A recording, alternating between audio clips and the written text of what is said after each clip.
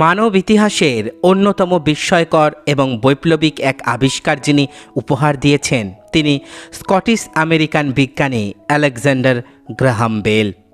যখন দূরবর্তী কারোর সাথে যোগাযোগ করার জন্য চিঠি বা মোর্স কোড ব্যবহার করা হতো, তখন তার হাত ধরেই এসেছিল অত্যাশ্চর্য এক যন্ত্র যা কিনা মানুষের কণ্ঠস্বর দূরবর্তী স্থানে প্রেরণ করতে সক্ষম।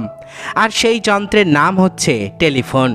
আর এই আবিষ্কারই মানুষের যোগাযোগের ধরনকে এক বৈপ্লবিক পরিবর্তন দিয়েছিল। 1847 সালের 3রা মার্চ স্কটল্যান্ডের এডিনবার্গে জন্মগ্রহণ করেন আলেকজান্ডার গ্রাহাম বেল। তার পিতা আলেকজান্ডার মেলভিন বেল ছিলেন এডিনবার্গ বিশ্ববিদ্যালয়ের স্পিচ অ্যালোকিউশনের প্রফেসর। তিনি বক্তৃতা এবং বাগ্মিতার ওপর বেশ কিছু বইও লিখেছিলেন, যেগুলোর কয়েকটি ব্রিটেনে বেস্ট সেলার হয়। আলেকজান্ডার গ্রাহাম বেলের মা এলিজা গ্রেস সাইমন্স প্রাতিষ্ঠানিক শিক্ষায় প্রবেশের আগে পর্যন্ত এলিজার কাছেই প্রাথমিক শিক্ষা গ্রহণ করেছিলেন আলেকজান্ডার গ্রাহাম বেল। 11 বছর বয়সে এডিনবার্গের রয়্যাল স্কুলে ভর্তি হন গ্রাহাম বেল। সেখানে বিজ্ঞান পড়তে তার বেশ ভালোই লাগতো, তবে একাডেমিক ফলাফল ছিল তার খুবই বাজে। কিন্তু তিনি ছিলেন অসাধারণ মেধাবী। স্কুলে ভর্তির 2য় বছরই তিনি তার মেধার বিচ্ছুরণে সবাইকে অবাক করে দেন। কিভাবে গম মারাই যন্ত্র তৈরির মাধ্যমে। 12 বছর বয়সী কিশোর গ্রাহাম বেল তার স্কুলের পাশে গম মারাইয়ের মিলে একদিন ঘুরতে যান। সেখানে শ্রমিকদের কাজ দেখে তার মনে ইচ্ছা জাগলো এমন কিছু তৈরি করার যা দিয়ে আরও সহজে গম পেশাই করা যাবে।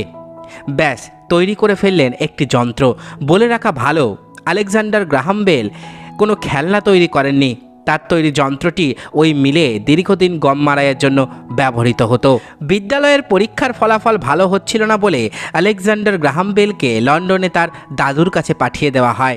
সেখানে তিনি তার দাদুর কাছে আরও 1 বছর গৃহশিক্ষা গ্রহণ করেন। 1863 সালে আলেকজান্ডার গ্রাহাম বেল ভর্তি হন স্কটল্যান্ডের এলগিনের ওয়েস্টার্ন হাউস অব একাডেমিতে। এখানে তিনি ল্যাতিন এবং গ্রিক ভাষা শিখেছিলেন। এই সময় তিনি তার ভাই এডওয়ার্ড বেলের সাথে মিলে একটি রোবট তৈরি করে ফেলেন। এডওয়ার্ড বেল পরে টিউবারকিউলোসিসে ভুগে মারা যান। অত্যন্ত মেধাবী হলেও প্রাতিষ্ঠানিক লেখাপড়ায় দুর্বল হলে বেশি দূর এগোতে পারলেন না আলেকজান্ডার গ্রাহাম বেল। তবে লন্ডনে এসে বাগ্মিতা ভালো রকম আয়ত্ত করেন। আর এই বাগ্মিতার জোরেই প্রাথমিকভাবে প্রচুর অর্থ উপার্জনের রাস্তা তৈরি হয় তার কাছে। তিনি বিভিন্ন স্কুলে বক্তৃতা দিতেন, পাশাপাশি শব্দ নিয়ে গবেষণা করতেন। তবে প্রচণ্ড পরিশ্রমে স্বাস্থ্য ভেঙে পড়লে তিনি পরিবারের কাছে ফিরে যান। তার এই ভগ্ন স্বাস্থ্য আবার ঠিক হয়েছিল কানাডায় গিয়ে। 1870 সালে মেলভিল বেল সপরিবারে কানাডার অন্টারিও চলে যান। অন্টারিওর ব্রেন্টফোর্টে থাকাকালীন তিনি স্থানীয় অধিবাসীদের ভাষা মোহাওক শিখে ফেলেন। এই সময় পরবর্তী জীবনের সফল বিজ্ঞানী এবং উদ্ভাবক একজন সফল ভাষাবিদ হিসেবে উত্তীর্ণ হন তিনি এই মোহাওক ভাষার প্রথম লিখিত রূপও দান করেন। মোহাওক আদিবাসীরা এর স্বীকৃতি স্বরূপ তাকে অনারারি চিফ করেছিল। 2 বছর পর আলেকজান্ডার গ্রাহাম বেল চলে যান আমেরিকা। সেখানে তিনি school of vocal physiology and mechanics of speech প্রতিষ্ঠা করেন। এই স্কুলে আলেকজান্ডার গ্রাহাম বেল বধির মানুষদের নিয়ে কাজ করতেন এবং তাদেরকে কথা বলতে শেখাতেন। তার এই স্কুল বেশ জনপ্রিয় হয়ে ওঠে। 26 বছর বয়সে তিনি বোস্টন ইউনিভার্সিটি স্কুল অব অরেটরিতে প্রফেসর পদে যোগ দেবার আমন্ত্রণ পান। যদিও তার ছিল না কোনো বিশ্ববিদ্যালয়ের ডিগ্রি, তিনি সেখানে ভোকাল ফিজিওলজি এবং অ্যালোকিউশন বিষয়ে শিক্ষাদান করেন। আলেকজান্ডার গ্রাহাম বেল যখন এদিক ওদিক ঘুরে ঘুরে বক্তৃতা দিচ্ছিলেন আর বধিরদের কথা বলা নিয়ে কাজ করছিলেন, তখন তার মা বধির হয়ে যান। এরপর থেকে এক সময়ের স্বপ্নের বাস্তবায়নে রাত দিন কাজ করতে শুরু করেন আলেকজান্ডার গ্রাহাম বেল। তার স্বপ্নটি ছিল এমন এক যন্ত্র তৈরি করা যা দিয়ে মানুষের স্বর উৎপাদন করা সম্ভব হবে। নিজের স্বপ্নের পেছনে ছুটতে গিয়ে প্রচণ্ড পরিশ্রমে বারবার স্বাস্থ্যগত সমস্যায় পড়েছেন তিনি। দমে গেলে হয়তো টেলিফোনই আজ আমরা পেতাম না। জার্মান বিজ্ঞানী হেলমল্টেজের একটি গবেষণা তখন বেশ জনপ্রিয়তা পায়। বেল জার্মান ভাষা খুব সামান্যই বুঝতেন, তথাপি তিনি বিজ্ঞানী হেলমল্টেজের গবেষণাটি পড়ার চেষ্টা করেন। অন্তত ডায়াগ্রামগুলো দেখে নিজে থেকে ব্যাখ্যা করার চেষ্টা চালাতে লাগলেন। পুরো প্রবন্ধ শেষ করে তিনি যা বুঝতে পারলেন তা মোটেও ওই প্রবন্ধের অংশ ছিল না। তিনি বিভিন্ন ডায়াগ্রাম ব্যাখ্যা বিশ্লেষণ করে ধারণা করলেন যে হেলমল্টেজ বেশ কিছু বক্তৃতাকে সম্পূর্ণ বৈদ্যুতিক সংকেতে রূপান্তরিত করেছেন, কিন্তু ব্যাপারটা আসলে মোটেও তেমন ছিল না। হেলমল্টেজ কেবল শব্দকে বিদ্যুতে রূপান্তর করার সম্ভাব্যতা নিয়ে কাজ করেছিলেন, বিশেষ করে স্বরধ্বনির ক্ষেত্রে। কিন্তু বেলের মনে বিশ্বাস সৃষ্টি হয় যে শব্দকে বিদ্যুতে রূপান্তর সম্ভব। এই বিশ্বাস থেকেই তার কাজ শুরু হয় পুরোদমে। 1870 সালের দিকে আলেকজান্ডার গ্রাহাম বেল অন্টারিওয়ে নিজের বাড়িতে একটি ওয়ার্কশপ গড়ে তোলেন এবং সেখানেই শব্দকে বৈদ্যুতিক সংকেতে রূপান্তরের জন্য পরীক্ষা নিরীক্ষা শুরু করেন। যখন টেলিগ্রাফের মাধ্যমে মোর্স কোড পাঠানোকেই মানুষ বিস্ময়কর ভাবত, তখন আলেকজান্ডার গ্রাহাম বেল কাজ করেছিলেন কিভাবে সংকেত না পাঠিয়ে মানুষের স্বরই পাঠানো যায় তা নিয়ে। তবে এর জন্য প্রয়োজন ছিল অনেক টাকার। 4 বছর গবেষণা করে যখন সাফল্য নিকটবর্তী হয়, তখন অর্থের যোগদান পেয়ে যান আলেকজান্ডার গ্রাহাম বেল। 1874 সালে হার্ভার্ড এবং স্যান্ডার্স নামক দুইজন ধনী উদ্যোক্তা আলেকজান্ডার গ্রাহাম বেলের প্রকল্পে বিনিয়োগ করেন। এই হার্ভার্ডই পরবর্তী জীবনে আলেকজান্ডার গ্রাহাম বেলের শ্বশুরমশাই। যাই হোক, অর্থের ব্যবস্থা হওয়ায় আলেকজান্ডার গ্রাহাম বেল তখন সুদক্ষ ইলেকট্রিক্যাল ইঞ্জিনিয়ার থমাস ওয়াটসনকে নিয়ে নিজের ওয়ার্কশপে কাজ শুরু করলেন। পরের বছর নিজের গবেষণা কাজকে সুরক্ষিত করে ফেলতে তিনি তার পেটেন্ট অ্যাটর্নি অ্যান্থনি পোলকের উপদেশে যুক্তরাজ্যের বৈদ্যুতিক তারের মাধ্যমে শব্দ প্রেরণের জন্য পেটেন্টের আবেদন করেন।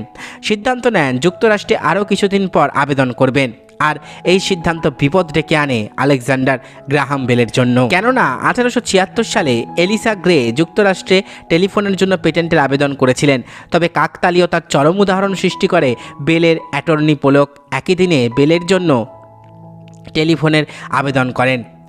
বেল আর এলিসা গ্রের টেলিফোনের ডিজাইন প্রায় একই রকম ছিল। একদিকে বেলের পূর্বেই গ্রে লবণাক্ত জলে ভ্যারিয়েবল রেজিস্টার বা পরিবর্তনশীল রোধ ব্যবহার করে শব্দ প্রেরণে সক্ষম হন।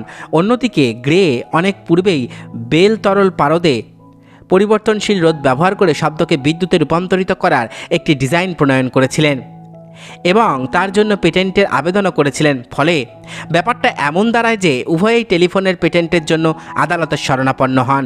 তবে প্রায় 600 মামলা লড়ার পর বেইলি টেলিফোনের আবিষ্কর্তা বলে স্বীকৃত হন। 1876 সালের 10ই মার্চ আলেকজান্ডার গ্রাহাম বেল এবং ওয়াটসন তাদের তৈরি টেলিফোনের মাধ্যমে শব্দ প্রেরণে সফল হন।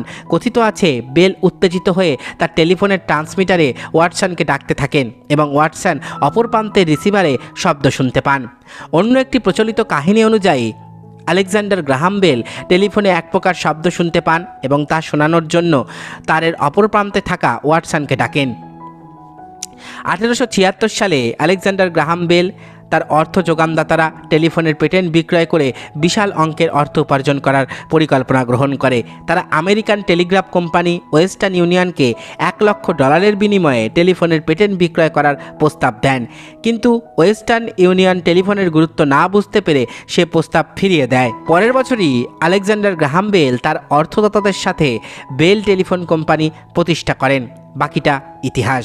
কেননা 1878 সালে ওয়েস্টার্ন ইউনিয়ন যখন সত্যিকার অর্থে টেলিফোনের বিপ্লব সাধনের ক্ষমতা আছে আজ করতে পারে, তখন অনেক দেরি হয়ে গেছে। 1 লক্ষের বদলে ওয়েস্টার্ন ইউনিয়ন এবার $25 মিলিয়ন প্রস্তাব দিয়েও টেলিফোনের পেটেন্ট পেতে ব্যর্থ হয়। 1878 থেকে 1886 সাল, এই 8 বছরেই আমেরিকার প্রায় 1.5 লক্ষাধিক মানুষ টেলিফোন ক্রয় করে। অপটিক্যাল ফাইবারের সাথে আমরা সকলেই মোটামুটি পরিচিত। অপটিক্যাল ফাইবারের মধ্য দিয়ে আলোর ফোটনের সাহায্যে তথ্য প্রেরণ করা হয়। এই অপটিক্যাল ফাইবার আবিষ্কার করতে না পারলেও 100 বছর আগে আলোর মাধ্যমে তথ্য প্রেরণের কাজটি সর্বপ্রথম আলেকজান্ডার গ্রাহাম বেলই করেছিলেন। আমেরিকার 20তম প্রেসিডেন্ট জেমস গ্যারি বেল 1881 সালে গুলিবিদ্ধ হন। গুলিবিদ্ধ হয়েও তিনি কিছুদিন বেঁচেছিলেন। একটি বুলেট তার পিঠ ছিদ্র করে বেরিয়ে গিয়েছিল, কিন্তু সৌভাগ্যক্রমে পিঠের একটি হাড় ভাঙা ছাড়া আর কিছুই করতে পারেনি। কিন্তু অপর একটি বুলেট তার উরুতে বিদ্ধ হয়, যা তাকে মৃত্যুমুখে পতিত করে। প্রেসিডেন্ট গ্যারিফিল্ড কিছুদিনের মধ্যেই মারা যান। তবে আলেকজান্ডার গ্রাহাম বেল তৈরি করেন আদি মেটাল ডিটেক্টর, যা আজকের দিনের উন্নত মেটাল ডিটেক্টরকে পথ দেখিয়েছিল। 1880 সালে আলেকজান্ডার গ্রাহাম বেল ফ্রান্সের সরকার প্রদত্ত ভোল্টা পুরস্কার লাভ করেছিলেন। এরপরে ফ্রেঞ্চ সরকার তাকে ফ্রান্সের সর্বোচ্চ বেসামরিক সম্মাননা লিজিয়ন অফ অনারে ভূষিত করে। এছাড়াও অ্যালবার্ট পদক, ফ্রাঙ্কলিন পদক, এডিসন পদক লাভ করেছিলেন তিনি। এসবের পাশাপাশি 8 ডজন পিএইচডি ডিগ্রি ছিল তার ঝুলিতে। 1877 সালে আলেকজান্ডার গ্রাহাম বেল তার টেলিফোন প্রজেক্টের অর্থদাতা হাবার্ডের কন্যা মাবেলকে বিয়ে করেন। তাদের ঘরে 2 কন্যা জন্মায়, এলিসা এবং মারিয়ানা, এবং 2 পুত্রও জন্মায়, রবার্ট এবং এডওয়ার্ড। 2 ছেলেই শৈশবে মারা যায়। 1922 সালের 2রা আগস্ট কানাডার স্কটিয়ায় 75 বছর বয়সে আলেকজান্ডার গ্রাহাম বেল ডায়াবেটিসজনিত অসুস্থতায় শেষ নিঃশ্বাস ত্যাগ করেন। মৃত্যুকালীন তার পরিবারের সকলেই জীবিত ছিলেন। তার অন্ত্যেষ্টিক্রিয়ার সময় তার সম্মানে আমেরিকার সকল টেলিফোন বন্ধ রাখা হয়। পরবর্তীকালে শব্দের তীব্রতার একক তার নামে রাখা হয় বেল, যার ক্ষুদ্রতর একক ডেসিবেল। এতক্ষণ আপনারা শুনলেন টেলিফোনের আবিষ্কর্তা আলেকজান্ডার গ্রাহাম বেলের বর্ণময় জীবন বৃত্তান্ত। আশা করি ভিডিওটি আপনাদের ভালো লেগেছে। আমার চ্যানেলের ভিডিওগুলো যদি আপনাদের ভালো লাগে তাহলে অবশ্যই চ্যানেলটি সাবস্ক্রাইব করুন, পাশে থাকা বেল আইকনটি ক্লিক করে দিন যাতে পরবর্তী ভিডিওর নোটিফিকেশান খুব তাড়াতাড়ি আপনাদের কাছে পৌঁছে যায়। আজকের মতো এখানেই শেষ করছি। ভালো থাকবেন সবাই। নমস্কার।